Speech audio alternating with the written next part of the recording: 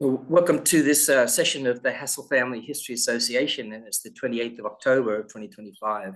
And tonight we're looking at the Shelley line, that is Susannah Marsden Hassall and William Shelley Jr.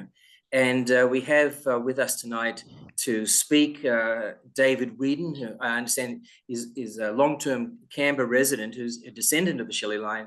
And he's over the years done quite a bit of research and he's able to share some of it tonight with us. So David, welcome, and we'll just hand over to you and look forward to hearing from you this evening.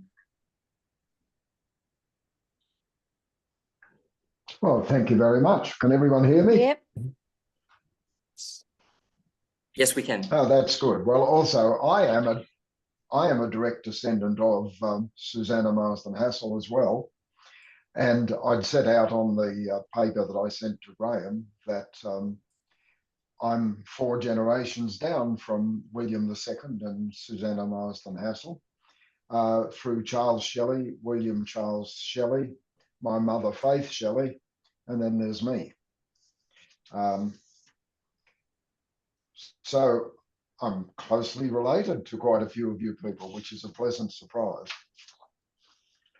On the second page of my document, I've started with a photo, because those of you who are familiar with Jean Stewart's work on the Shelley family might remember a heavily grained photo of the tomb of William II and Susannah Marsden Hassall. I actually went to the cemetery a couple of years ago and had this photo taken of me in front of their tomb. It was very difficult to find because the inscription has faded badly, but you'll see there's a dark section on the front wall, roughly equivalent with my waist. That's actually telling you that Susannah Marsden was buried there 46 years after her husband. And it's right on the, for those of you who haven't been there, it's right on the edge of Goulburn Jail. When you enter the cemetery, you cross the road and immediately there's the jail wall. So I found that interesting. I have done a lot of work on family history, mainly through my father's side and both sides of my wife. So when we come to Susannah Marsden and William Shelley, I have not done an enormous amount at this stage, but a lot of the information I did today came from an honours thesis from a Sydney student in 1993, which I just happened to come across. And I thought I would start off by just saying a little bit about William James Shelley and Elizabeth Bean. In that, these are Susannah Marsden's parents-in-law. Yes, and there's a commonality between both generations in that both the Williams were quite entrepreneurial, as well as inconsistently, I think, religiously pious. You know, they waxed and waned a bit. But their wives lived for 40 odd years after them.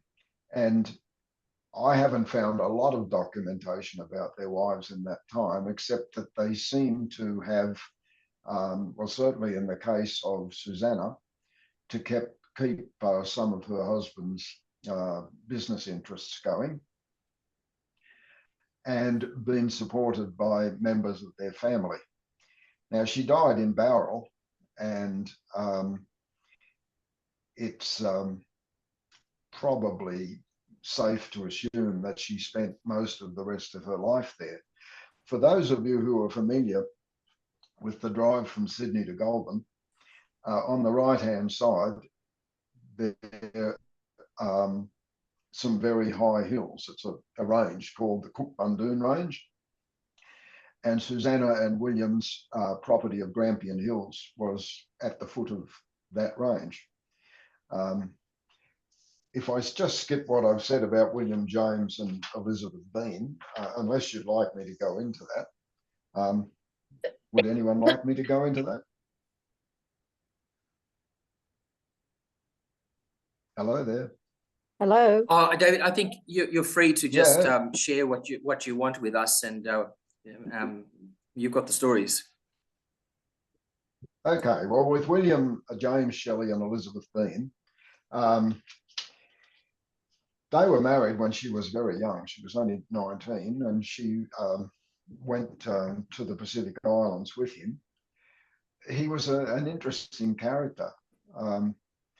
He realised early, with support from the governors, Bligh and King initially, that they needed income to support the missionary activities, but also that income would come from importing to New South Wales much needed things, particularly, well, salted pork was a very important addition to the diet, because the colony, well, they didn't seem to think that they could eat the native fauna, and they were running out of cattle to kill.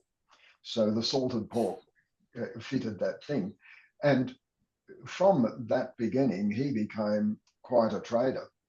And he was controversial at times because he appeared to do things which were frowned on by piously religious people. Like he found an early market for distilled rum, which he distilled mainly in Tahiti, but also in New South Wales.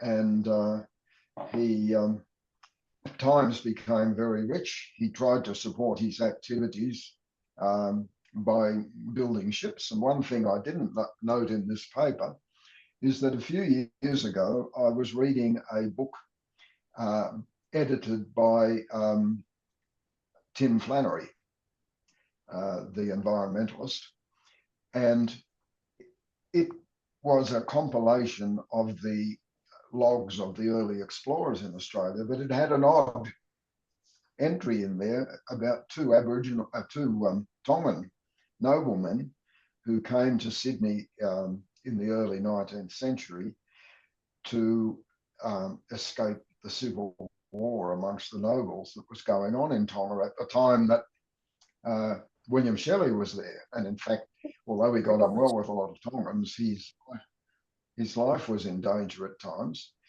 And this article in Tim Flannery has an interview, or a summary of an interview, with the two Tongan noblemen who said that they had come to Australia with a Mr. Shelley. Well, I got in touch with Tim Flannery and told him it was obviously William Shelley. Now, he had been involved with a number of boats, some of which he built or changed. He developed a lot of trade skills. He was very adaptable and very resourceful.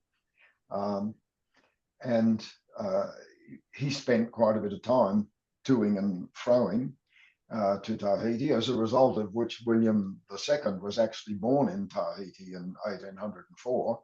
This was on a subsequent visit after earlier visits there by his parents. Now, he also spent time in New South Wales developing his business interests while trying to support the religious efforts of the London Missionary Society, in close consultation with Roland Hassall, who of course became his father-in-law. He, during the Rum Rebellion, he was in a conflicted position because he'd made a lot of money out of distilling rum, but also, the soldiers who were resisting Governor Bligh, because he was losing control to them, staged the rebellion. And during the rebellion, William sided with the farmers around Parramatta and in the Hawkesbury, which, given that he also strongly supported William Bligh, I think purely because of their concern about what would happen if the soldiers took over in the colony. That led to him being favourably treated, I think, by the subsequent governors. Now, he also got on very well with Lachlan Macquarie, and in his dealings with Macquarie, he got his support for trying to better the lives of the Aboriginal people. He had a much more tolerant attitude to racial differences than a lot of the other early settlers, including the missionaries. He was in and out in his relationships with John MacArthur, who was, you know, a very arrogant person, but they did do some trading together for a period. But then when he supported Bligh, that relationship fell foul. With his son, you know, he was probably at the height of his influence in Sydney when he died suddenly, and he was only just over 40 years of age. And then his wife continued with his business interests, which, in addition to some of the things I've mentioned, included a retail establishment in Clarence Street in the city, and some land which he had acquired in the Parramatta area. And she did that for a number of years. I haven't really found much information about how successful that was. It was in a period of relative recession, which went from about 1811 to 1816, which meant the business wasn't terribly profitable for a while because demand for produce was affected by cost of living issues. Sounds familiar. Now, during the 14 years that he was married to his wife, he with all his ventures, he spent at least 3 years either in the islands or on a couple of occasions going to England to try to get support for the things he thought were important. And like many, I think probably the majority of men at the time, his work always seemed to take prevalence, and his wife wouldn't have had any option but to go along with that. He was away for, as I said, 3 of the 14 years in their marriage, where she was left to look after whatever he had set up in Sydney and to bring up the children. I think that's the main thing I want to say about that, except that after he died, his wife began to develop pastoral interests of her own, and some of you would be familiar with this. She initially got 5 cattle from the government herds, and by 1823 she had a herd of 250 cattle on a small farm at Bringelly. It was hemmed in by others, and her cattle were suffering, so her son, William, selected land for her in the county of Argyll, which is around the Goulburn, between Goulburn and Mittagong area. And she got a ticket of occupation for a parcel of land known as Nullangallangum. I think I've got that right. And then she got other land through tickets of occupation. So she was quite active, and I've included a map on the top of the next page of the areas roughly where these properties were, but they were in the Goulburn area. So that's really, I've got that on screen now. Sort of, yeah, I put all that background because I think that's relevant to William II's involvement in pastoral activities. He'd had a hand in getting his mother's involvement, and he took over after she died. I hope that's interesting. It is. Yeah, it is. Graham, do you want Graham, do you want me to go on, or yes, David, go on, because have you've a just bit got of to a William discussion on Jr. that? now. So you're going to tell us about William and Susannah now. That? All right. Well, now, as I said before, William was born in Tahiti in 1804, and not long afterwards, the family moved to Sydney, and he spent his early life there. As I said, when he was 18, he assisted his mother, who'd recently been widowed, to get that ticket of occupation of land in the county of Argyll. He grew up in Parramatta, where his parents had lived after a few years in Sydney. But he was very keen to take advantage of the opportunities in rural areas. I'll just slip forward a little, which I didn't put in this paper, but when he died in 1844 at the age of 40, he was one of the 10 richest people in New South Wales because of the land he'd acquired, much of which was through leases from the British government. But some of it was also as squatters beyond the, some of you will remember what that was, but there was an area of approved settlement in the early years, and a lot of squatters went beyond that. When he was 18, he went to the property at County of Argyll at the end of the Cockbundoon Range. It's about 20 kilometres northeast of Goulburn, and he started farming there.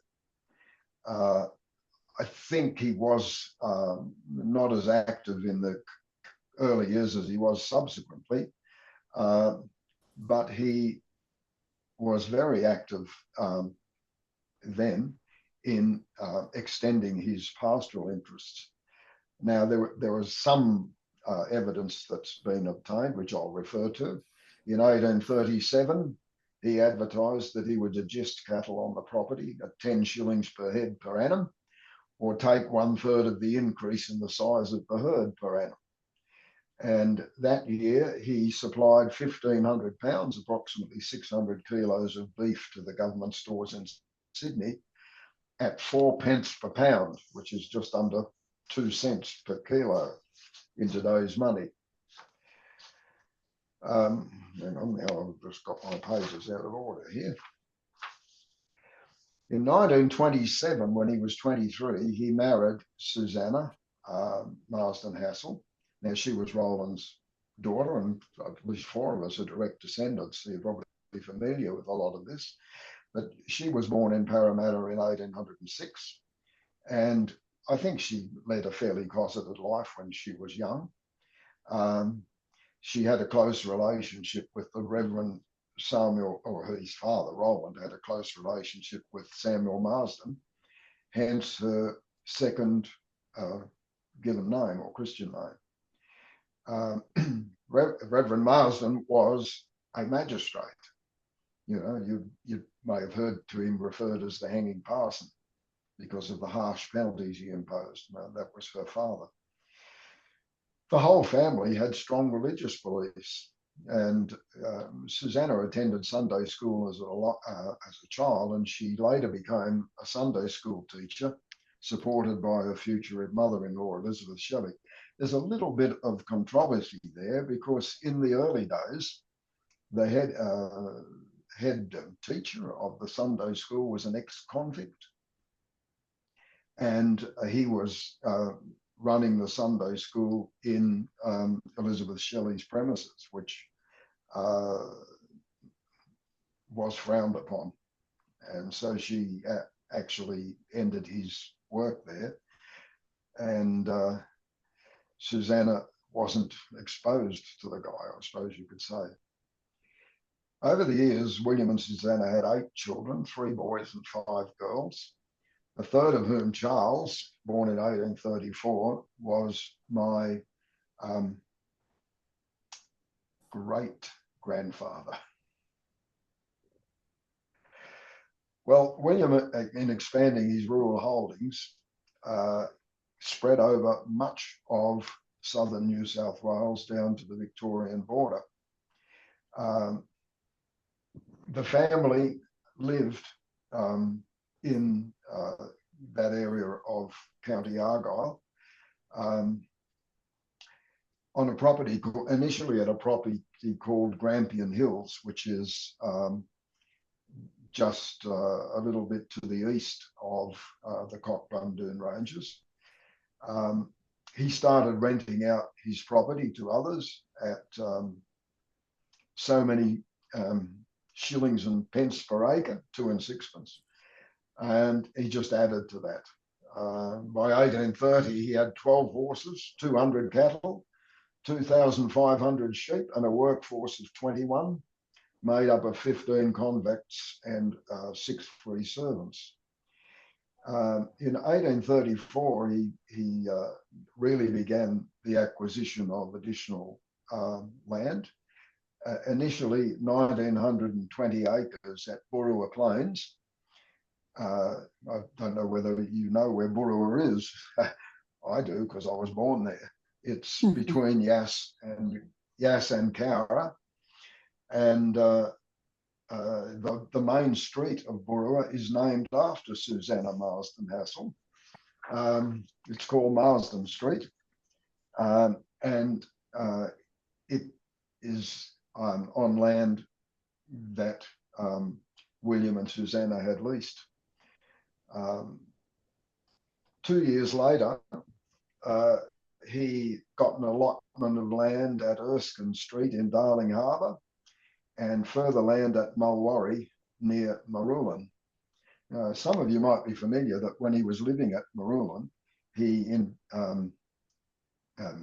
inverted commas, found the Bungonia Caves, which the Aborigines would have known of for thousands of years, and actually started exploring them, and almost died when at the edge of a precipice next to a large rock,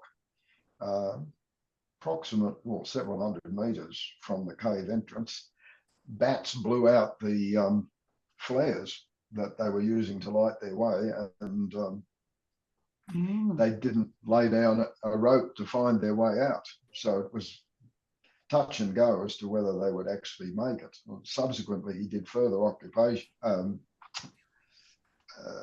exploration of the caves, and he made sure he had ropes. I actually went there a few years ago. It's in a national park, and they have a visitor centre. And I happened to say that I was a descendant of William and Susannah, and the man behind the desk said, "Well, that's interesting." He said, "We have lots of people coming here to tell me that they're descendants. Maybe some of you did." And the biggest cavern in those caves, which is the biggest one in mainland Australia, is named after him. Anyway, enough of that. After the land at Marulan, he got suburban lots in Taurang, which is pretty much on the Hume Highway, 17 kilometres northeast of Goulburn, going towards Sydney. It was a pretty active community at the time, but it's not got that status these days. It's just a locality. Subsequently, in the next 3 years, he leased land at Kajiwa in the Upper Murray River, and he bought from his brother George a property at Bombali on the northern outskirts of Tumut. Now, there are still a lot of Shelleys living around Tumut and around Bombali or Corryong on the Murray River. And in fact, one of my nieces actually moved to Corryong recently And I said, you need to chase some of these people up.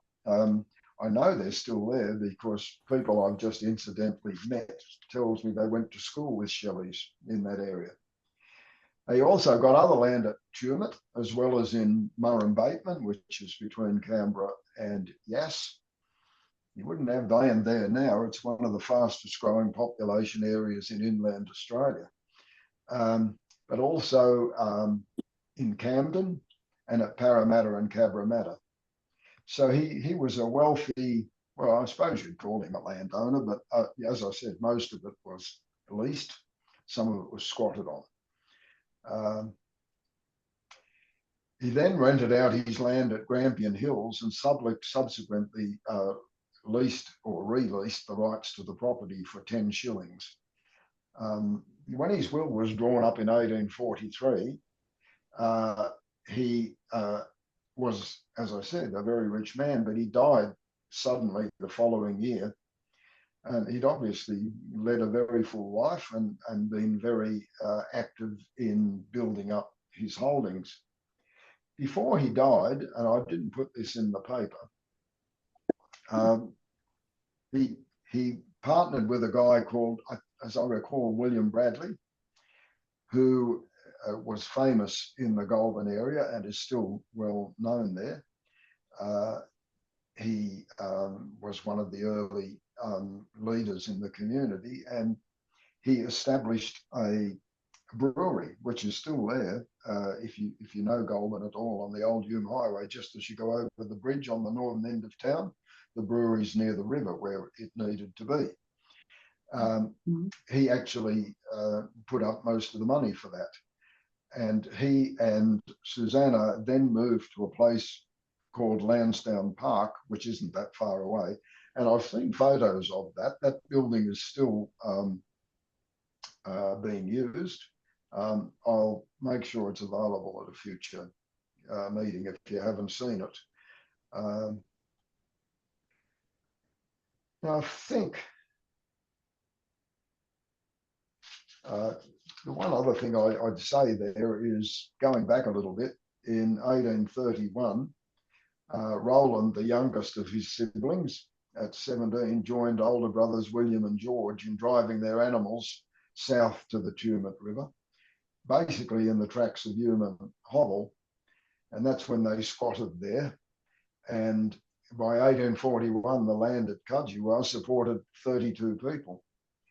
And another property in Susannah's name at Cudgewa supported 2 more people. And as I've said, some of their descendants still live in the area. Now, after that expedition, William returned to Grampian Hills, from where he directed his interests until he died. And I've mentioned there William Bradley. Well, not only was it the brewery, it was also, he established a flour mill and near the Lansdowne Bridge on the Great South Road. The brewery was reputedly designed by Francis Greenway, the convict architect, or the emancipated architect, in 1838. And as I said, William and the 2 Williams underwrote the financing of both those things. Now, after he died, Susan outlived him by 44 years and died in Bowral in 1890, where she'd been supported by her family. Now, I don't know about the rest of you, because quite a few of them come down from, variants of the same line as me. I haven't so far delved too much into the history of the subsequent families. In my case, my grandfather actually spent his life as a farm overseer, so he wasn't a property owner. The wealth, I think, largely dissipated when William died, because the land was leased. His sons may have been involved. Some of you might know that. Susannah, I don't think continued in a management or overseeing role of the properties, and a very prominent start to life in Australia probably became more ordinary. In my particular case, my grandfather, Charles Shelley, William Charles Shelley, in fact, moved from the Murray River area in the early 20th century to Boorowa, where my mother was born, and I'm one of two brothers. That's as far as I've got. Now, I do have a cousin called Jeff Shelley, whose father was my mother's older brother, who has done an enormous amount of research, he tells me, and I was talking to him just a few weeks ago. I don't think he's too well at the moment. I've been trying to get him to participate tonight, but that didn't happen. But you know, in future get-togethers, if you'd like to discuss more, I'm sure Jeff can help us.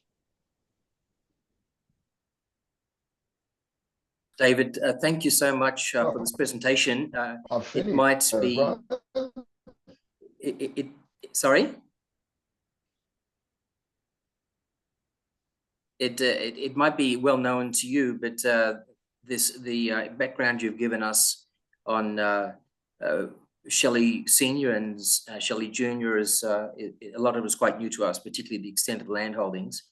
And so we thank you so much for this presentation. And I wanted to just ask other Shelley descendants who are online if they wanted to add any commentary or ask questions. It looks like David may have frozen. David, I just checking, can you still hear us okay? No, he can't. Yeah, fine. So no he'll probably work. Yes, yes. Oh, good. He's back online. That's good. I can hear you. Thank you so much. Look, I just want to invite any other members of the family to share any additional historical information that you'd like to share with us this evening, because we certainly won't be aware of it. So if anybody would like to offer something, please go ahead. Yeah, hi David, it's Pam here. You said your grandfather was Charles Shelley. His brother James, who was born in 1836, do you know anything of him? Yes, William Charles. Sorry? Not at this stage. Not at this stage. But in fact, even with my grandfather, he was an interesting guy. You know, he was a farm overseer, but that involved taking work on various farms, and they weren't all nearby, I gather. So my grandmother was on her own a lot of the time. He probably had a very interesting life, but he didn't record any of it. And I even had difficulty a couple of years ago. He and my grandmother, who was Lily Jean Johnston, were married at Wodonga, and of course that's close to where he lived before then. I tried to track down not only his any further information I could get on him, but also of my grandmother, who she was the only grandparent I ever knew. And I came up with a blank response from the Victorian Register of Births, Deaths and Marriages, the same in New South Wales, because one of their sons, my eldest uncle, was born in Corowa. So, you know, I had to go across the border as well. Very hard to find information. And do you know, little snippets might be available from electoral records, because people did vote, but you know, it was state-based at the time. I haven't really delved into that too much, but I will certainly ask Jeff whether he's got any more information. Yeah. James may have gone to Victoria. I haven't looked there.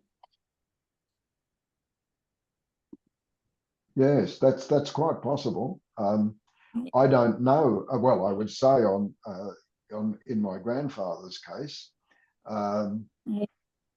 his uncles were in the Corryong area, so Yep. that does sort of suggest that he was nearby. And of course, Corryong's in Victoria, Yep. Yep. but it's Yep. close to the border. Pam, what's Yeah. your Maybe we could. connection again? Okay, I'm down from Elizabeth Bean. Hang on, let me go back. Yeah, William Shelley and Elizabeth Bean. Yes, yes, you and I both are. Now, yeah, we're probably the same line.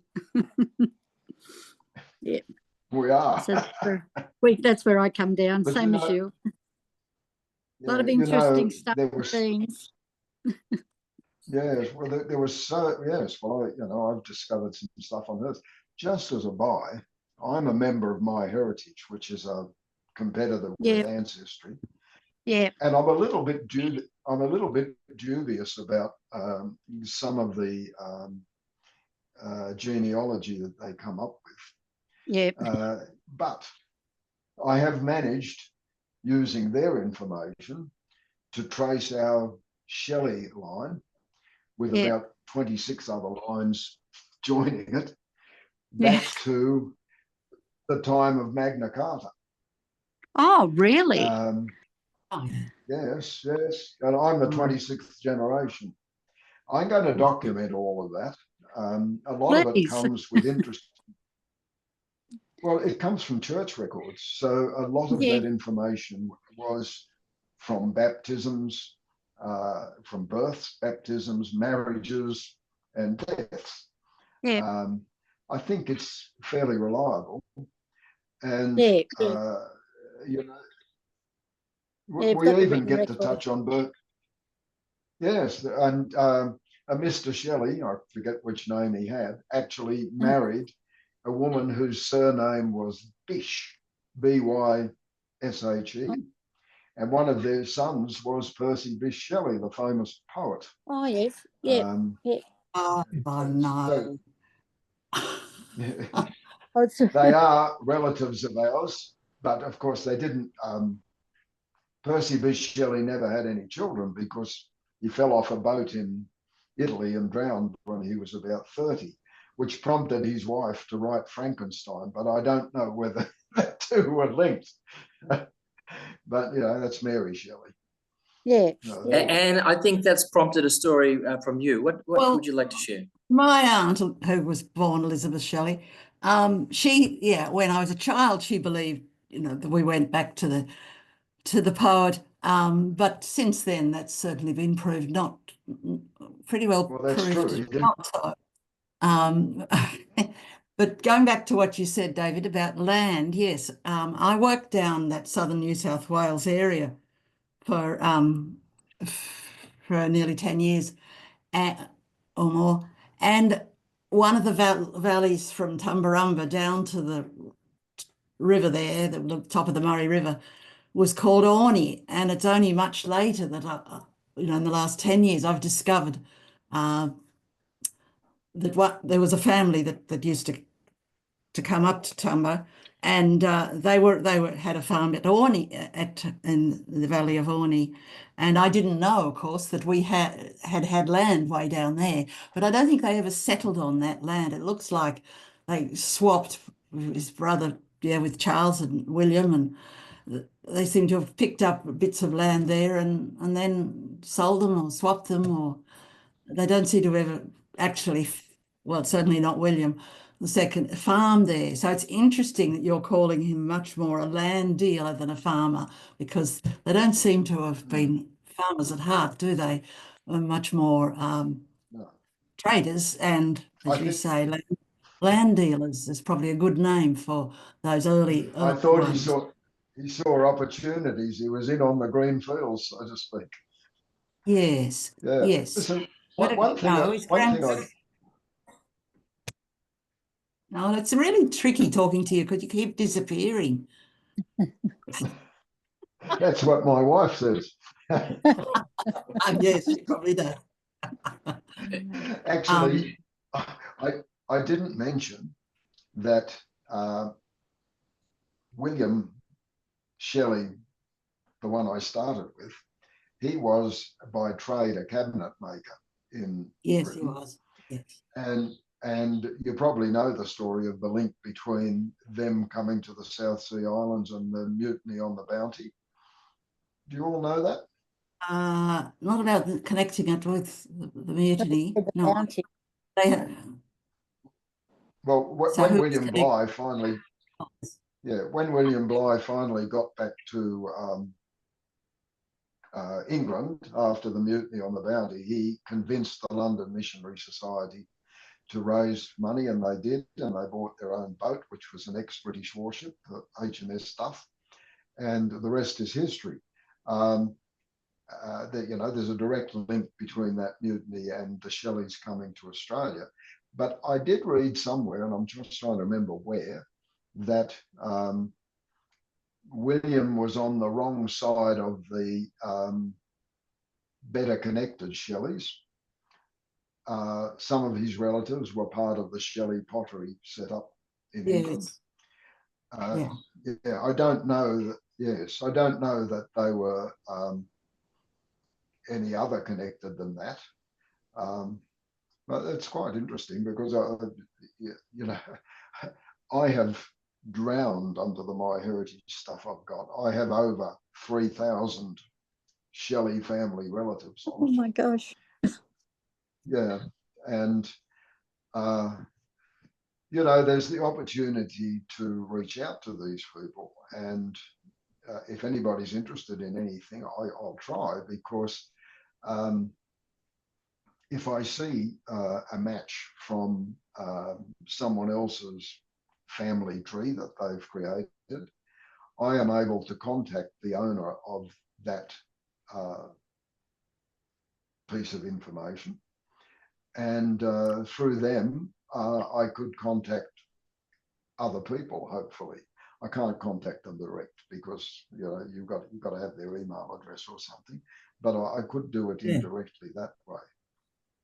Oh, well, someone else might be wanting to talk, because I'd like to talk to you, David, about the My Heritage stuff, but I don't want to take up the rest of the time. Anyone else thirsty? Well, thanks, No. Anne, and thanks, David. Yes, I will just check and see if Charlie's got anything to ask or add as one of the other Shelley descendants here.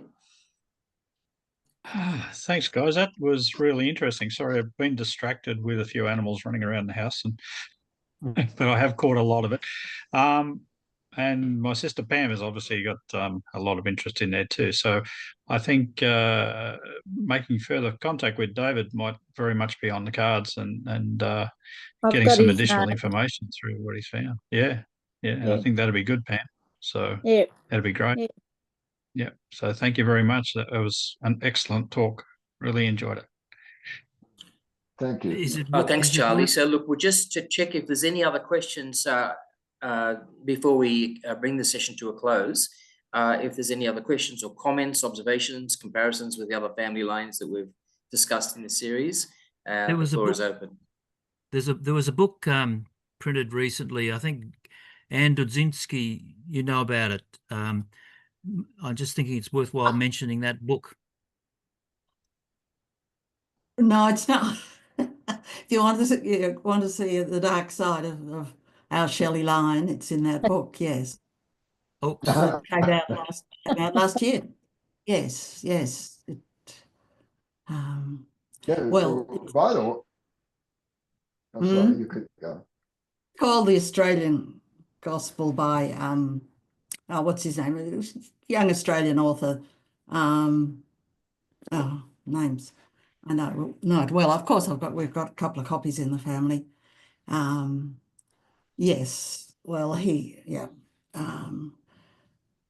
a big problem, and so dealing with others. But one of my half brothers is called William Shelley, the youngest of the Williams around at the moment. So the name keeps going, and some of but this half brother, his wife is suddenly got two far too keen, in my opinion. She's with My Heritage, and I think she had some words once with David. She just likes to go back and using the My Heritage stuff. She's not interested in learning the basic sort of what I know at all, who's related to who and so on. So she's different. She's we're all the creative type. She's an architect, so she's but she just thinks she's found stuff that we already know about. Yes.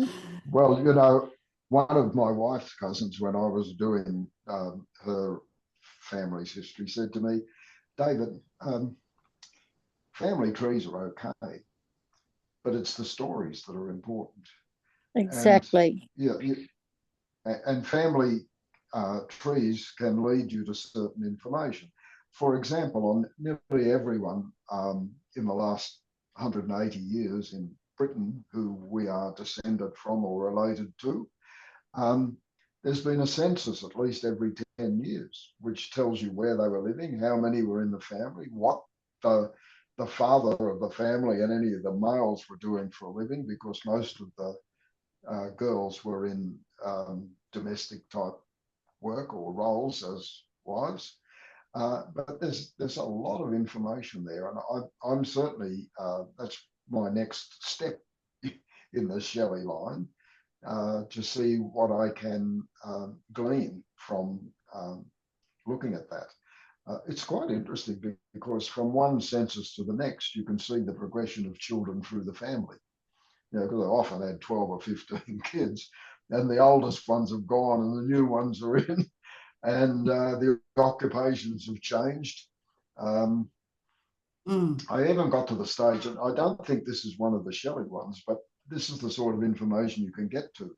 It turned out that a man I was researching had been a plane maker. Now, that wasn't aeronautical, it was a wood plane. And my son said to me, if you can find from anyone, and because we've got a direct cabinet maker as an ancestor here, if you can find out any information about the tools they used, I can tell you when that tool was made and where. And I said, how can you do that? Well, we'd inherited one of these planes. It had a number on it. And the numbers are all recorded in Britain. And he said to me, Dad, that was made in 1851. So I think to a degree, we've just been scratching the surface, and there's, I think there is more information available than at first sight strikes you. David, thanks. We've been talking about the importance of stories, and I think we might close by inviting you to tell the story of what happened when you went to the cemetery at Goulburn. I don't think you shared that at the beginning. Can I put that photo back up and just to, as a closing episode, tell us about that remarkable coincidence that occurred there? Yes, well, I convinced. You're right. I convinced. I wanted to see if I could find that tomb, because in my copy of Jean Stewart's work on the Shelley family, it's a heavily granulated photo. You really can't make out anything at all. And so we set off to find St Xavier's Cathedral cemetery. Well, I assumed that it was at St Xavier's Cathedral in the heart of Goulburn, but it isn't. And then I decided I belong to the wrong generation here. I put it in GPS, and that was out by Goulburn Jail. We walked around for about an hour and we could not find it. I suspected that was it, but I couldn't really read the writing. And just as we were about to leave, two men drove up in a car and hopped out, and my daughter was near the entrance to the cemetery, and he said, "You're looking for someone?" And she told him, and he said, "Oh."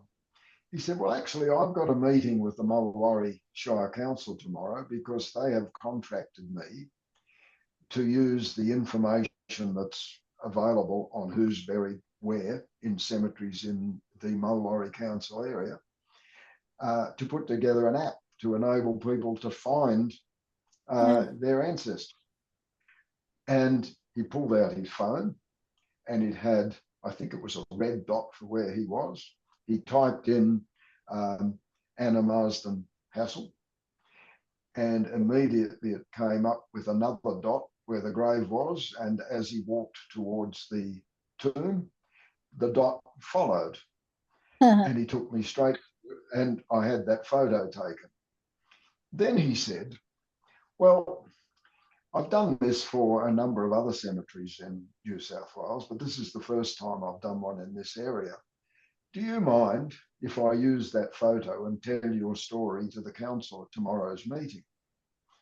As a result, there was a almost full-page article in the Goulburn Evening Post featuring that photo and the story. And in fact, I had a phone call from a reporter on the Goulburn Evening Post, and I told him some of the information about William and Susannah and their life in the Goulburn area, which all appeared in the story. Now, Graham, I think I sent that to you. Is that right? In fact, I was going to bring it up. I should have had it ready, David, because I may not be able to get it in time. But it's a great story, and thank you for telling it, because that's how I found David for the session tonight, because I was looking for a Shelley descendant to become involved, and I saw this article about David Weeden, and then I went on the Hassall family homepage, and I said, does anybody know David Weeden? And then Andrew says, well, he's on this very page. So he's been a member of the Facebook page for quite a while. And then I found out, still searching for Shelley information, that David had been in contact with my father, David Hassall, easily a decade and a half ago, swapping information. Yeah. So that's how we've come full circle to be in touch. David, I think we might finish it there, and thank you very much for this presentation tonight. It's been enlightening, and we've learned so much, and we just want to thank you so much for taking the time to prepare it and to share it with us. Thank you. Thank you. Yes, my wife will have me out in the garden again tomorrow, and do you know what? It was -1 degree here this morning, and it reached the heights of 11 degrees with cloud and wind this afternoon. I think I'm going back to Port Moresby, Graham. Thank you. Yeah, thank you, David. Okay.